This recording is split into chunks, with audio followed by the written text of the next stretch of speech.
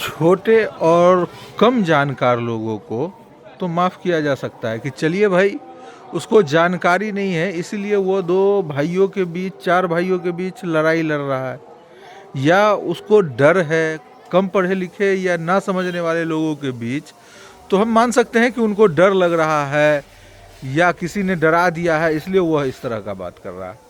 लेकिन बुद्धिजीवी वर्ग के लोग जो समाज में अपने आप को, जिसका समाज में लोग जिसकी बातों को सुनते हैं, और ऐसे लोग किसी समुदाय के खिलाफ और धार्मिक धर्म के खिलाफ, मजहब के खिलाफ बोल रहे हैं, इससे एक बात साबित होता है कि यह जितने भी लोग मुसलमानों के खिलाफ बोल रहे हैं, एक लोग गलत हो सकते हैं लेकिन पूरा का पूरा कोई भी गांव एक गलत नहीं हो सकता, एक समाज गलत नहीं हो सकता।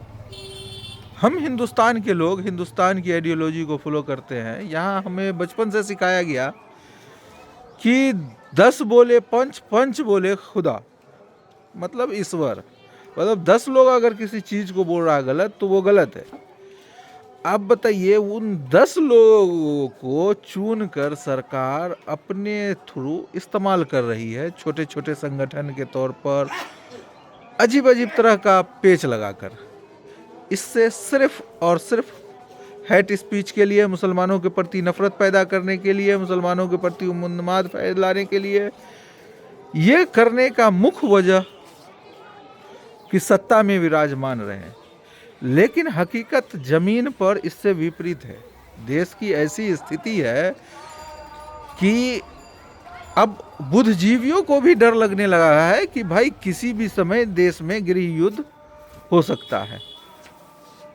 तो आज मूल समस्या ये है कि आखिरकार बुद्धिजीवी वर्ग के लोग को ऐसा क्यों लग रहा है कि देश में गृह युद्ध का संभावना हो सकता है।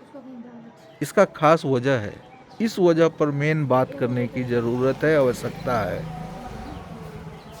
जिसके पास कुछ नहीं है तो चलो भाई कुछ नहीं है, लेकिन जो लोग गणमान्य व्यक्ति है समाज में, वो कभी नहीं चाहेंगे कि नफरत हमेशा तकलीफ देता है। इसी नफरत की वजह से आज हमें 3 टुकड़ों में बांट दिया गया। आज जिसे पाकिस्तान कहते हैं वो हमारा ही अंग था, आज जिसे बांग्लादेश कहते हैं वो भी मेरा ही अंग था, और आज फिर सत्ता के लालची लोग देश को गृह युद्ध की तरफ धकेल रहे हैं। हकीकत में आपको मानना होगा, अगर जो भी बुद्धिजीवी लोग हैं वो अब तक जान चुके होंगे हिंदुस्तान में कि आज जो लोग सत्ता में विराजमान हैं हकीकत में वह देशद्रोही और गद्दार हैं, देश के साथ गद्दारी करने वाले लोग हैं। क्योंकि परिस्थिति हर दिन विपरीत होता जा रहा है और इसको बेहतर संभालने की कोई भी कोशिश नहीं कर रहा। इसको जो जैसा है चल रहा है चलने दिया जा रहा है।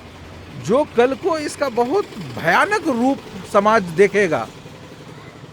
समाज किसी भी शासन प्रशासन से नहीं संभलने वाला है। ये जिस तरह की परिस्थिति है आज देश के अंदर, ये किसी से नहीं संभलेगा। कुछ भी कर लेगा, कोई भी सत्ता में आ जाए, उससे नहीं संभलेगा।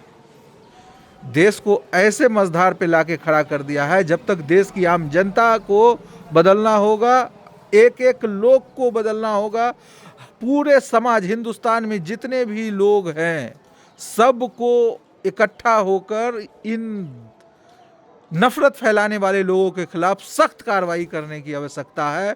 सत्ता से अलग, देश हित में, प्रशासन से अलग, शासन से अलग, हर चीज से बढ़कर देश है।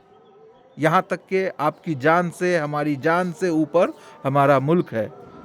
और मुल्क जिस दिन फिर एक बार कांधा काटने की तैयारी हो रही है, इसे मत होने दे मेरे भाई, रोक ले। रोकना, आज हम सब नौजवान हैं, रोक सकते हैं।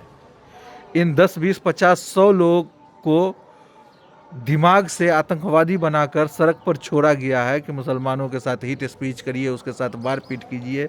इन लोगों को रोकना कोई बड़ी बात नहीं है। ये तुच्छ लोग हैं, 10 20 50 लोग हैं ऐसे। इसको रोकना बहुत बड़ी बात नहीं है मेरे भाइयों। मोहम्मद दीपक एक लड़के ने खड़ा हुआ, आवाज़ लगाया, पूरा देश आज उसको जानता है। आज हिंदुस्तान को चाहिए हजारों दीपक, हजारों ऐसे नौजवानों की जो हिंदुस्तान को बर्बाद होने से रोक सकता है, तो इस देश का नौजवान है।